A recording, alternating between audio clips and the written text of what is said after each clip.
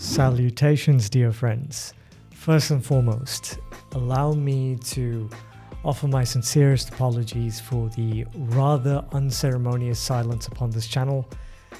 Believe it or not, for about 6 exceedingly long days, electricity became but a wistful memory, a modern convenience spurted away into the ether. The house fell quiet, the screens dimmed, and creativity itself seemed temporarily cloistered in darkness.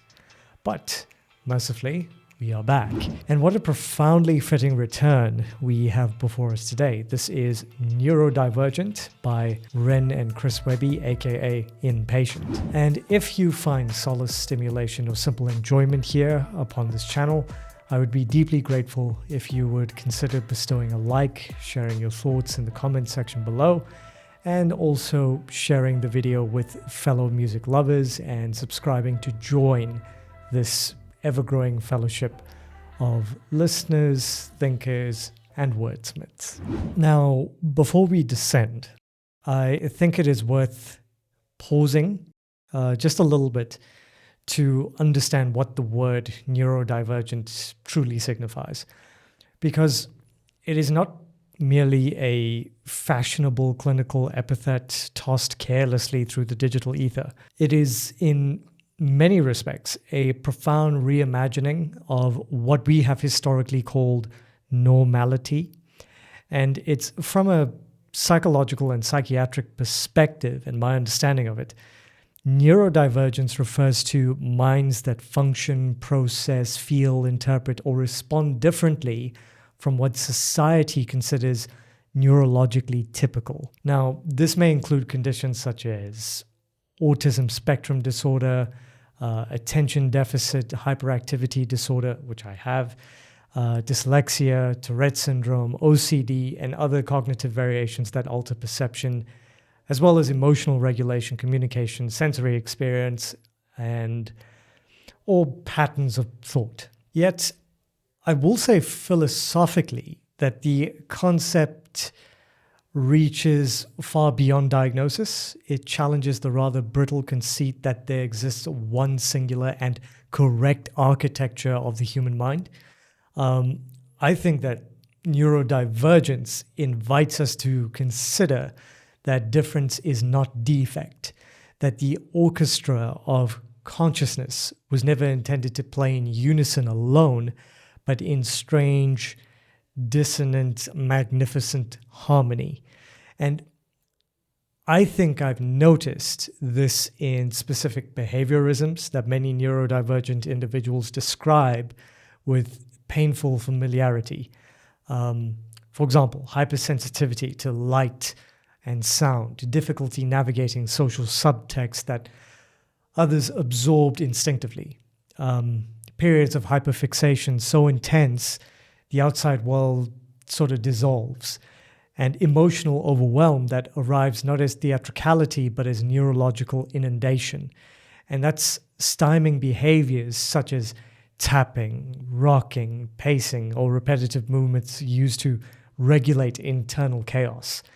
And also struggles with executive functioning where even simple tasks can feel Sisyphean in nature, or conversely, moments of extraordinary creativity, pattern recognition, empathy, and intellectual acuity that seem to burst from the psyche like lightning splitting into a midnight sky.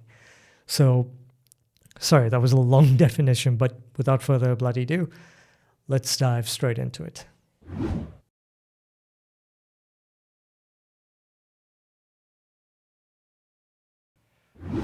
Okay, so it has been a while. Here we go. Neurodivergent. Nice vibe. Bass guitar. Impatient. Stay calm, boy. My thoughts are burning like the napalm. I think I need to get away from this noise. I hate the places that I came from. Destroy, I'm burning a message from the preacher. Subliminal out the speaker. Good lyrics, that make sense. I never paid attention either. There's something strange about my demeanor. Pity, don't feel pity for this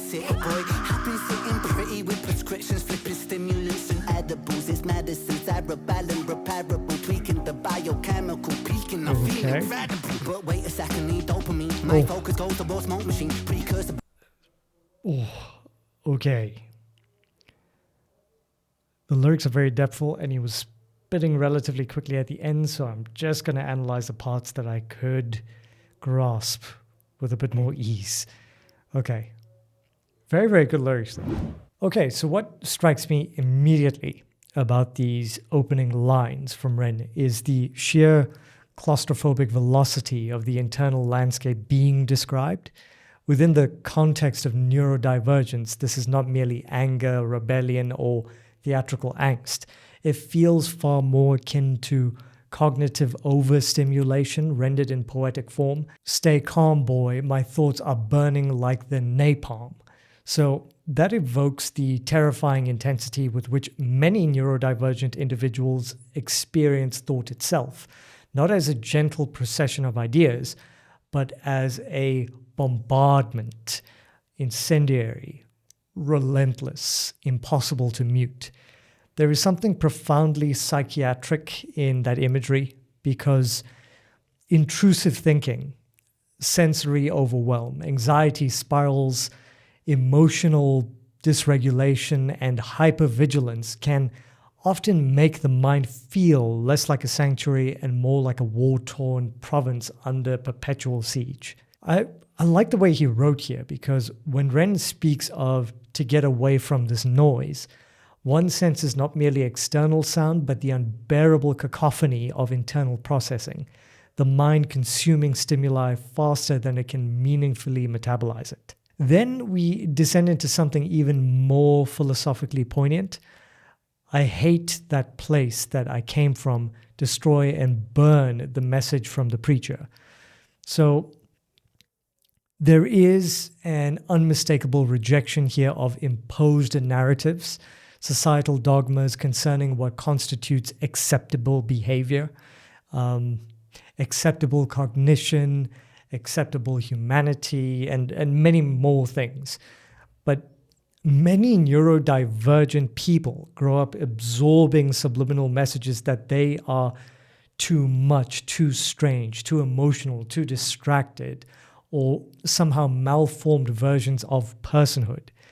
And Ren's dismissal of the preacher and the subliminal messaging feels like an uprising against pathological labeling itself, against systems that too often mistake difference for deficiency. And then comes the devastating line, "Don't feel pity for the sick boy." And obviously we know the reference to that. And also that line to me is the emotional nucleus of that very opening verse. Because neurodivergence is not being framed as a tragedy demanding condescension.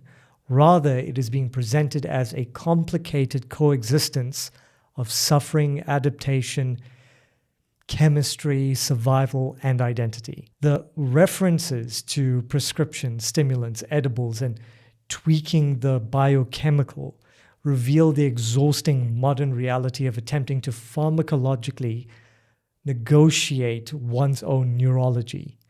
The delicate and often desperate calibration of a mind seeking equilibrium. Yet the line, "peaking, I feel incredible," introduces the paradox that many neurodivergent individuals recognize intimately, and that is the oscillation between overwhelm and euphoria, dysfunction and brilliance, collapse and transcendence. It is not simply a song lyric, it is the anatomy of a nervous system trying to survive itself.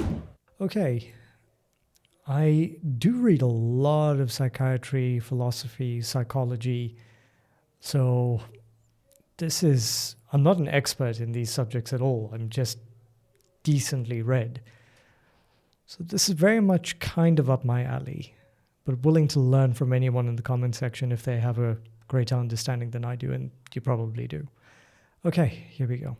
Repairable, tweaking the biochemical peaking, I feel incredible. But wait a second, need dopamine. My focus goes to raw smoke machine. Precursor birth from L-tyrosine. And my racetrack doors very psycheding. Deciphering maybes I might have been. Aspirating, Fibonacci, Vicodin. The piloting, Kawasaki, ninja thing. I bring to a begin. And I go, okay. He's spinning so fast. got twisted. The road, top lip split, explode. He's in a class full of neurodivergence. What makes a person neurodivergent? Sock puppets. Sick for certain. Neurodivergent. They told me. Okay. Oh, Chris Webby. Bugger. Okay, so it's a really, really deep song lyrically because it's going into the realms of psychiatry, psychology, philosophy, and even pharmacology to a certain degree. So, yeah, there's a lot to unpack. Okay, so this section of the song is astonishing because it captures with almost frightening precision the velocity and fragmentation of neurodivergent cognitive experiences. But wait a second, need dopamine. So that immediately places us inside the biochemical theater of the brain itself. And dopamine, of course, is intimately tied to motivation, reward, focus, pleasure, and executive functioning, particularly in conditions such as ADHD, which is attention deficit hyperactivity disorder. And Ren is not merely speaking metaphorically here. He is articulating the lived sensation of a mind perpetually searching for stimulation substantial enough to anchor attention before it evaporates into abstraction. So notice the next bar that he spits here. My focus goes, the world's smoke machine. Now, that's exquisite in a different way because it evokes derealization, distraction, and perpetual blur simultaneously. The external world dissolving into haze whilst the internal monologue grows deafeningly sharp. It feels almost as though consciousness itself has become theatrical fog, and its shapes visible but never entirely graspable. Okay, so then came this part where he was spitting lines really quickly. Racetrack thoughts race cycling, deciphering maybes and might have beens. So, yeah, I mean, this is the architecture of rumination, I would say, because neurodivergent cognition often involves accelerated associative thinking, ideas branching into possibilities, possibilities into anxieties, anxieties into infinite speculative corridors. The mind becomes recursive, endlessly revisiting hypothetical realities like a needle trapped in the grooves of its own vinyl. And the mention of, Fibonacci is especially brilliant because the Fibonacci sequence symbolizes recursive patterns found throughout nature, spirals repeating infinitely. And Ren appears to liken his thought processes to mathematical inevitability, cyclical, beautiful perhaps, but inescapable. And what's interesting is the insertion of Vicodin. So amid the intellectual imagery introduces the dark psychiatric undercurrent, self-medication, sedation, chemical escape from the exhausting velocity of cognition. And there is something deeply tragic in how seamlessly philosophy, mathematics, neurology, and pharmacology coexist in this verse, because that is, it's brilliant because that is how precisely neurodivergent experience feels. Genius and suffering occupying the same cramped room. And then we get into the chorus, and it erupts almost like identity itself fracturing under social pressure, off-script status quo. And that speaks to the lifelong sensation many neurodivergent individuals experience of failing to follow the invisible choreography of conventional society. There is a painful alienation embedded in misfit, don't fit, because it encapsulates the exhausting awareness of existing adjacent to normalcy rather than within it. Yet, what elevates this beyond mere self-description is the haunting philosophical question: what makes a person neurodivergent? That line is not seeking a clinical diagnosis alone. It interrogates civilization's tendency to categorize minds according to utility and conformity. And what point does eccentricity become pathology? At what point does heightened sensitivity become illness? This song is extremely thought-provoking when you look at the lyrics deeply. So I think what it does is it presents neurodivergence as both wound and lens. It is a condition that may fracture one's relationship with the world while simultaneously allowing one to perceive dimensions of existence others sleepwalk past entirely. Okay, unfortunately I stopped just before Chris Webby was about to start. So let's take it back and keep going. Neurodivergent. They told me I was broken. Nothing but a defect in my head. Said that I was hopeless. Just a fucking reject hanging on by a thread. But after all the pills that they got me, it turned me to a zombie. So welcome to the dawn of the dead. In the handicap spot just to see that doctor. And this is what he said. Yeah, he said I got a touch of autism. Piece of my puzzle is missing. While the attention deficit disorder tunnels my vision. But see, this world's an asylum and shit. We all in the system. And our sanity's the motherfucking cost of admission. You see that glitch in the algorithm, that's me. Don't fit in a crowd, I lift a boundary. Going sick, let it out and flip. They found me with a misfits round, so bitch allow me to show 'em what I came to do. Shut the blinds and keep the noise down, cause it's about time to let them all into a madman's mind. Not well, but hell, I feel fine. Go. What I find profoundly affecting about Chris Webby's verse here is that it lays bare the psychological violence that can occur when a person's neurological differences are interpreted exclusively through the lens of deficiency. They told me I was broken, nothing but a defect in my head. Now that is not merely autobiographical lamentation. It is the echo of countless neurodivergent individuals who grow up internalizing the language of malfunction. Now, psychiatry, for all its extraordinary advancements, has historically possessed a rather unfortunate tendency to pathologize deviation before understanding it. So when Webby speaks of being labeled hopeless and a reject hanging on by a thread, he is articulating the existential fatigue born from spending one's life feeling medically analyzed but emotionally unseen.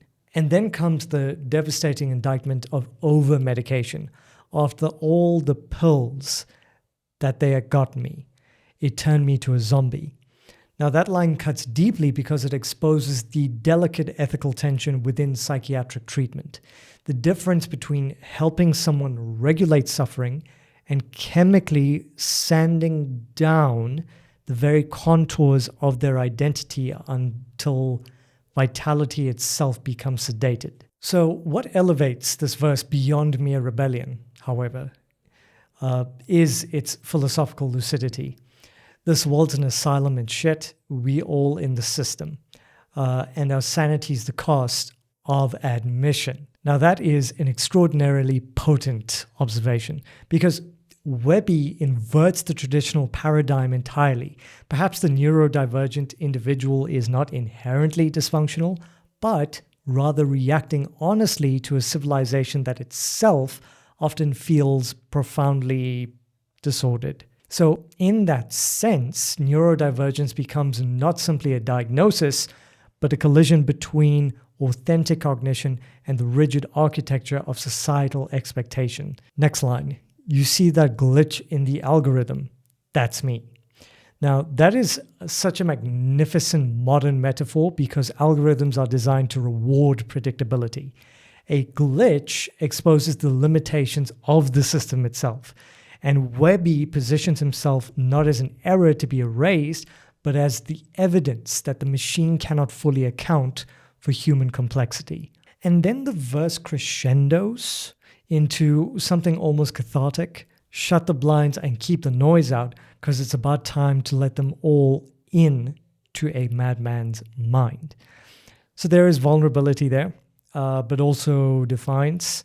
Neurodivergence is often accompanied by sensory overwhelm, social exhaustion, and the necessity of retreating inward simply to preserve equilibrium. Yet instead of hiding that chaos, Webby opens the door and invites the listener into it. The final line, "Not well, but hell, I feel fine." That may be one of the most psychologically truthful moments in this entire track thus far, because many people living with neurodivergence learn to survive within contradiction. And it's struggling deeply while still functioning, suffering while still laughing, unraveling internally whilst appearing composed externally. It is not stability in the conventional sense. It is adaptation, improvisation, survival. And that honesty is precisely what gives this performance such startling emotional gravity. Okay, so let's keep this going. This is a very interesting song. Noise down, 'cause it's about time to let them all into a madman's mind. Not well, but hell, I feel fine. Go, whoa, off script state. This whoa, got twisted. He whoa, top lip split. Explode, whoa, misfit, don't fit. Whoa, what makes a person? Whoa, neurodivergent. Whoa, sick for certain. Whoa, neurodivergent.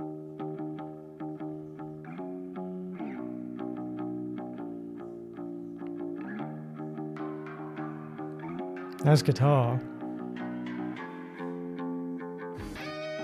You're not playing it.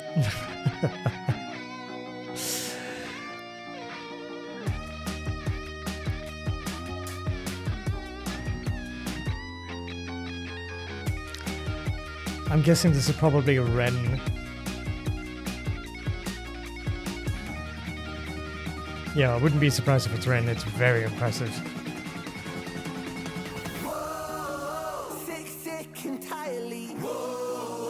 Why do you have a sword?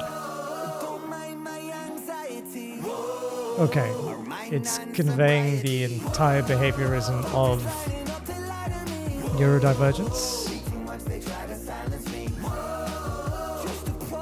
Huh. That's fine with me.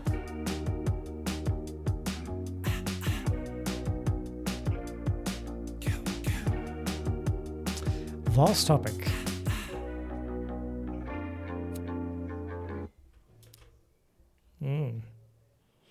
Okay. I thoroughly enjoyed that. So my thoughts on the song thus far. Well, song's done. My thoughts on it. It's a very, very tough subject, a vast one. But I think that's the best covering of a topic in song that I've heard in a very, very long time. So well done, Ren and Chris Webby. Unsurprisingly. Okay. Well, that was something else. What a thought-provoking song, my word. Jeez, okay. Well, yeah, like I said, this song was an exorcism of thought.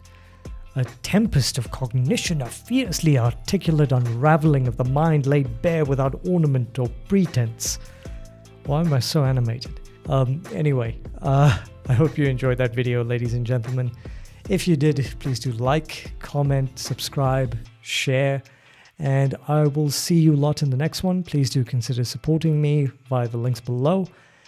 And until next time, do be kind, do be gentle, be respectful to one another, and help each other out when you can. And I'll see you lot in the next video. Take care, everyone. Cheers.